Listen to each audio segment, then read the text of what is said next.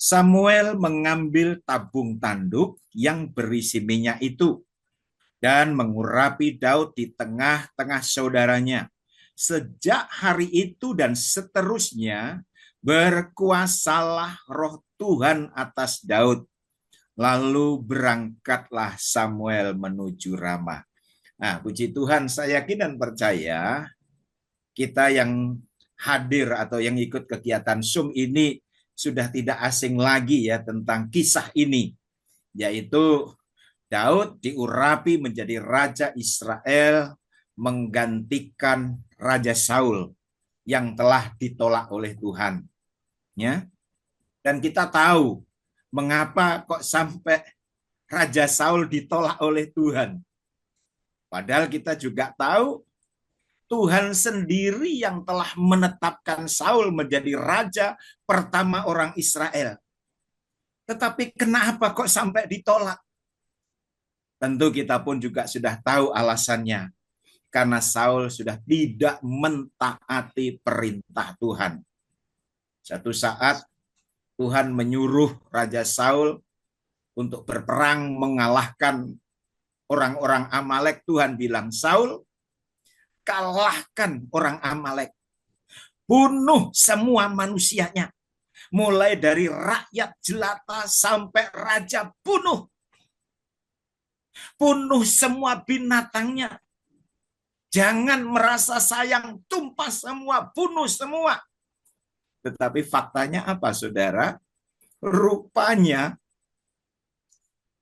Saul menyelamatkan Agag, raja orang Amalek. Rupanya Saul menyimpan binatang-binatang atau domba-domba yang bagus, yang tambun. Kalau kita membaca ayat-ayat selanjutnya, saudara, sebetulnya alasan Raja Saul untuk menyimpan binatang-binatang itu bagus.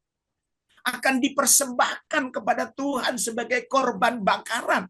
Itu bagus sebetulnya. Artinya apa? Saul suka memberikan persembahan korban bakaran. Tetapi saudara, faktanya apa? Tuhan tolak. Dari sini kita bisa mengambil satu pelajaran bahwa nilai sebuah ketaatan di pemandangan Tuhan itu lebih tinggi daripada korban. Amin, saudara.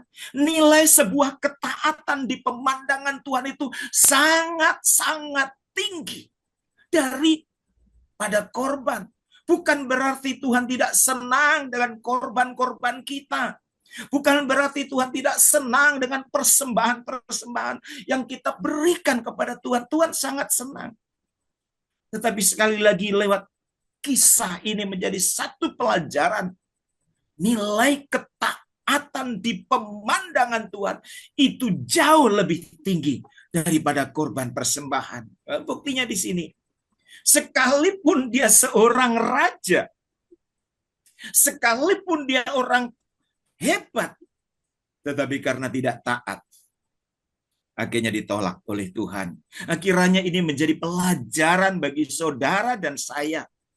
Hendaknya kita bukan hanya sekedar mempersembahkan korban bakaran. Hendaknya kita bukan hanya sekedar menjadi pengunjung setia gereja. Tetapi periksa, apakah di tengah-tengah kesetiaan kita kepada Tuhan memiliki ketaatan terhadap firman Tuhan atau tidak.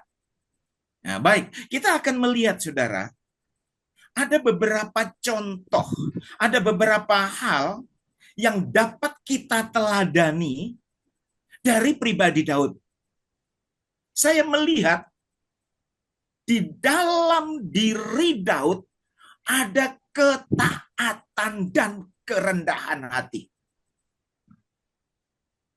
Dari ayat-ayat atau ayat yang sudah kita baca tadi, di dalam pribadi Daud, kenapa kok sampai Daud menggantikan posisi Saul? Karena apa? Saya melihat di dalam pribadi Daud ada ketaatan dan kerendahan hati. Coba saudara perhatikan. Walaupun Daud sudah diurapi menjadi raja, ketika bapaknya menyuruh menggembalakan kambing domba, apakah Daud protes, saudaraku? Tidak. Daud tetap nurut. Daud tidak protes. Daud tidak berkata, Papa kan sudah tahu, saya ini sudah diurapi menjadi raja oleh Nabi Samuel. Bahkan Papa sendiri menjadi saksi hidup. Masa saya sudah diurapi menjadi raja kok masih disuruh menggembalakan domba-domba lagi? Di mana harga diri saya, Papa? Apakah Daud ngomong begitu, saudara? Tidak. Ketika papanya menyuruh menggembalakan domba-domba, Daud taat terhadap perintah papanya. Daud nurut apa yang dikehendaki papanya. Bahkan Daud tidak gengsi dengan pekerjaan sebelumnya. Nah, buktinya apa? Sepulang dia dari istana, Daud masih mau menggembalakan domba ayahnya di Betlehem. Saudara lihat di dalam 1 Samuel pasal 17 ayat yang ke-15, di sana dengan jelas mengatakan, tetapi Daud selalu pulang daripada Saul untuk menggembalakan domba ayahnya di Betlehem. Ya. Sekalipun dia sudah diurapi menjadi seorang raja, tetapi Daud masih mau melakukan satu pekerjaan yang sangat-sangat sederhana. Dan ini, saudaraku, hanya bisa dilakukan oleh orang-orang yang memiliki kerendahan hati. Ya, sekali lagi, dia sudah menjadi atau sudah dilantik, sudah diurapi menjadi raja, tetapi masih mau melakukan pekerjaan yang sangat hina, masih mau melakukan pekerjaan yang sangat sederhana. Itu hanya bisa dilakukan oleh orang-orang yang memiliki kerendahan hati. Tanpa memiliki kerendahan hati, saudaraku, saya yakin dan percaya Daud tidak mau melakukan pekerjaan yang hina ini. Karena apa? Sekali lagi, dia sudah diurapi menjadi raja. Saya melihat ada begitu banyak orang ketika dia masih menjadi tanda kutip orang biasa, ketika dia belum terkenal, ketika dia belum diberkati, ketika dia belum memiliki jabatan.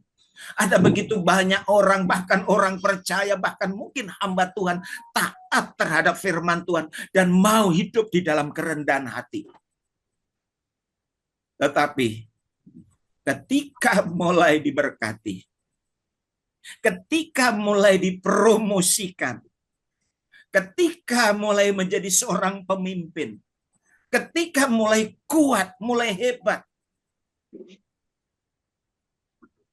mulai tidak taat, mulai menyombongkan diri.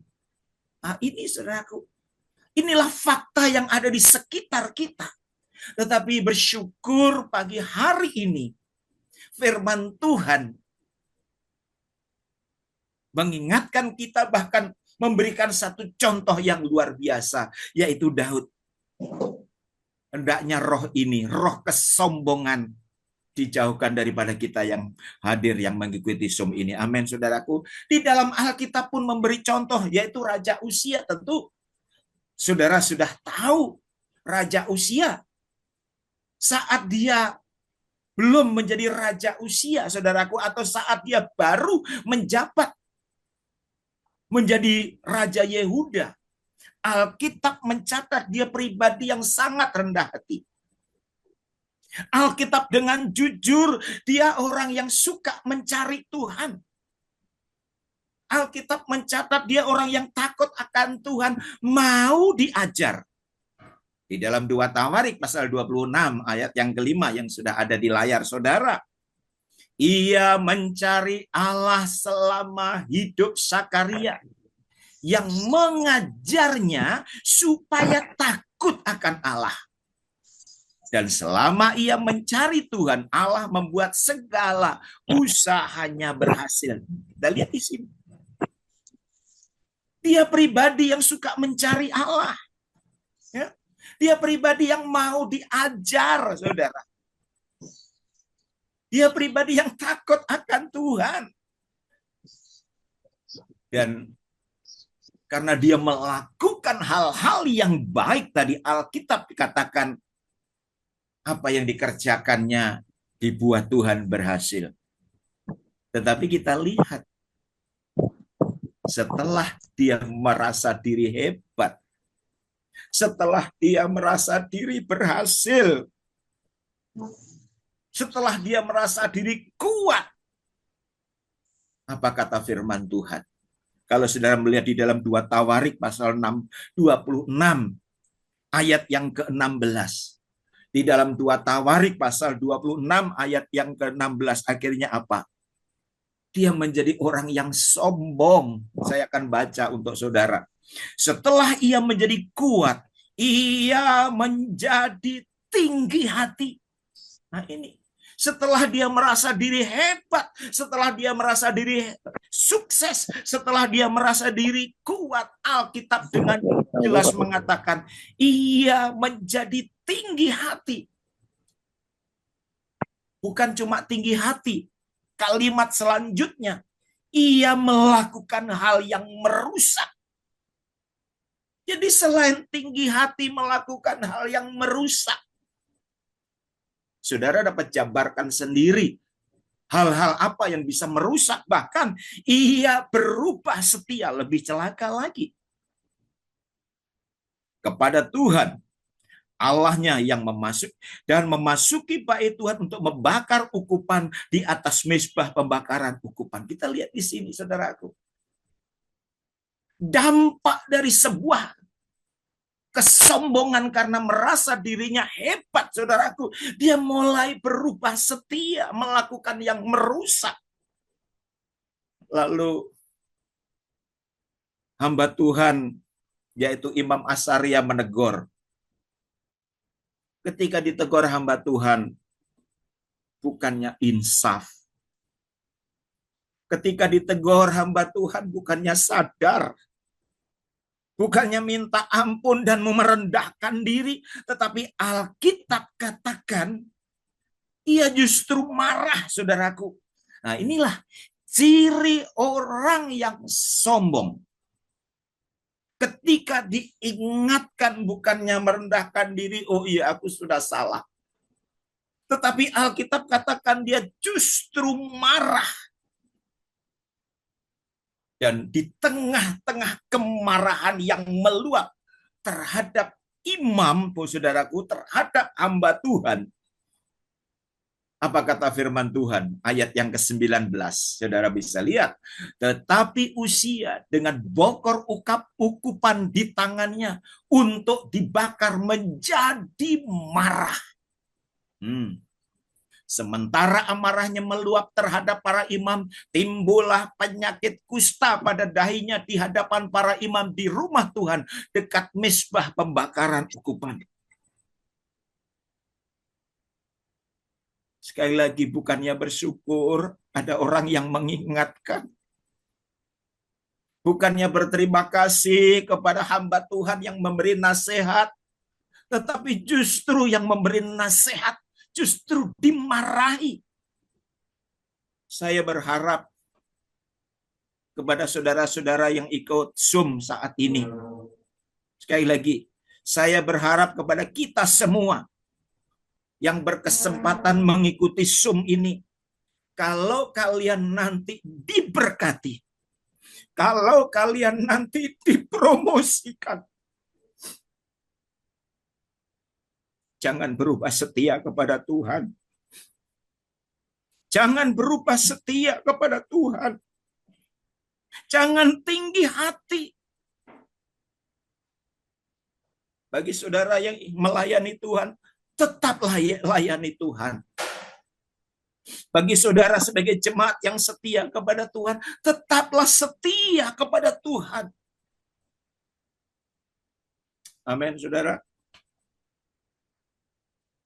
Dan terus hidup takut akan Tuhan. Dan biarlah pagi ini kita meneladani dari pribadi Daud. Sekalipun dia sudah diurapi menjadi raja Israel, Daud masih bersedia menggembalakan domba-domba di padang. Mau bekerja kepada pekerjaan-pekerjaan yang lama, saudaraku, yang menurut ukuran manusia itu pekerjaan yang hina.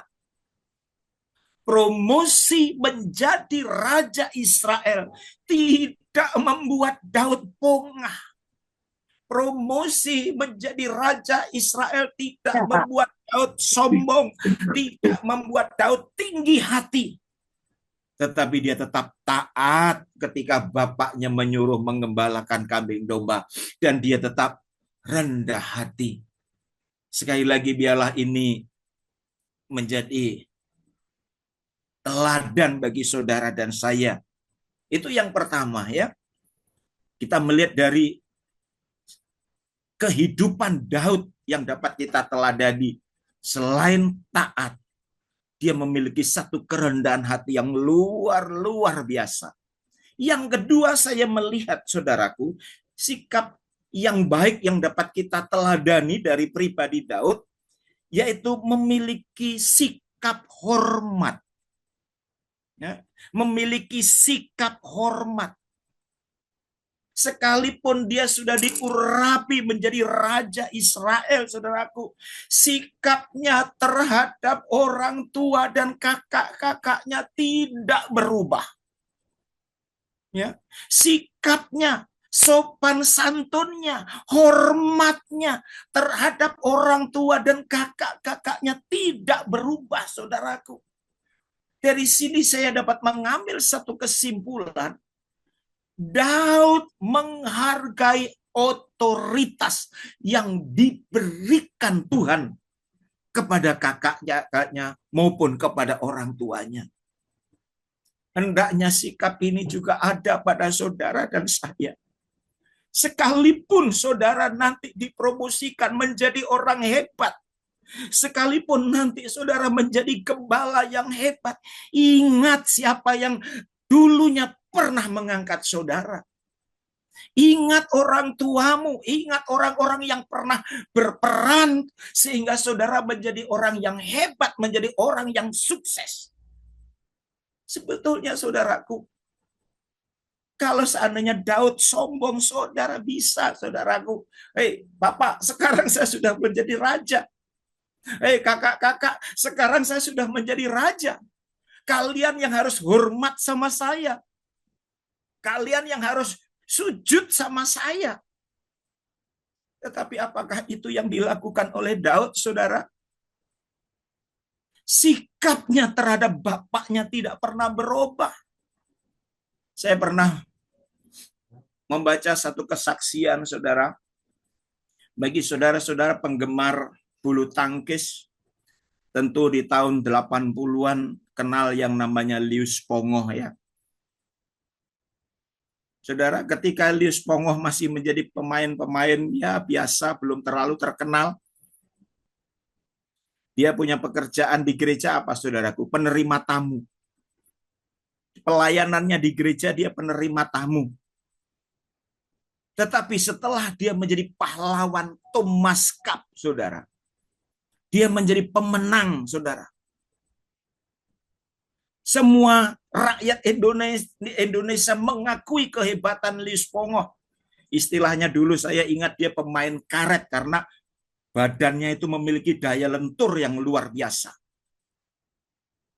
Seluruh dunia mengagumi kehebatan ini Lius Pongoh. Tetapi saudara lihat, ketika dia kembali ke gerejanya, dia masih tetap mau pelayanan penerima tamu. Ya. Ini hal yang luar biasa, saudaraku. Ini hal yang luar biasa. Dia sudah menjadi orang hebat, menjadi orang terkenal. Tetapi kita lihat, dia masih mau melakukan pelayanan yang dianggap mungkin tidak terlalu hebat dibandingkan dengan WL, singer atau pemain musik, apalagi pengkhotbah. Nah ini saudaraku, yang perlu kita teladani. Ayo kita belajar dari pribadi Daud. Dia tetap memiliki rasa hormat. Dia tahu otoritas ada bapaknya. Dia tahu bapaknya memiliki otoritas. Dia tahu kakak-kakaknya memiliki otoritas. Walaupun secara jasmani dia calon raja, saudaraku. Tetapi dia tahu dia tetap memiliki rasa hormat kepada kakak-kakaknya. Karena dia tahu Tuhan memberikan otoritas kepada kakak-kakaknya. Ialah roh ini ada pada kita. Mungkin di lingkup kecil, kita punya pemimpin yaitu Bapak Dr. Roy beserta jajarannya, ya, pimpinan pusat. Bukan satu kebetulan beliau ini diangkat untuk memimpin Gloria Misi Indonesia. Beliau ini ada otoritas dan kita sebagai chapter harus tetap memiliki rasa hormat kepada beliau yang dipercayakan Tuhan memimpin Gloria Misi ini. Kalau kita ingin diberkati Tuhan, mari sekali lagi kita belajar memiliki ilmu padi. Semakin berisi, semakin merunduk. Mungkin tanpa kita sadari, ya, tanpa kita sadari di hari-hari ini, kita telah menjadi tinggi hati setelah kita diberkati. Tanpa kita sadari, kita sudah mulai lalai dengan pelayanan, mulai lalai dengan pekerjaan Tuhan. Karena kita memiliki jabatan telah tinggi. Izinkan firman Tuhan datang kepada kita pada saat ini. Ya, izinkan firman Tuhan datang kepada kita saat ini. Sehingga kita menjadi pribadi-pribadi. Sekalipun Tuhan mengangkat kita, sekalipun Tuhan mempromosikan kita, sekalipun Tuhan memakai kita, memberkati pelayanan kita, memberkati bisnis kita, ialah kita tetap taat terhadap firman Tuhan dan hidup di dalam kerendahan hati serta memiliki rasa hormat kepada orang tua kita, kepada pemimpin kita, kepada orang-orang yang membuat kita saat ini sukses. Kiranya lewat firman Tuhan memberkati kita semua. Amin.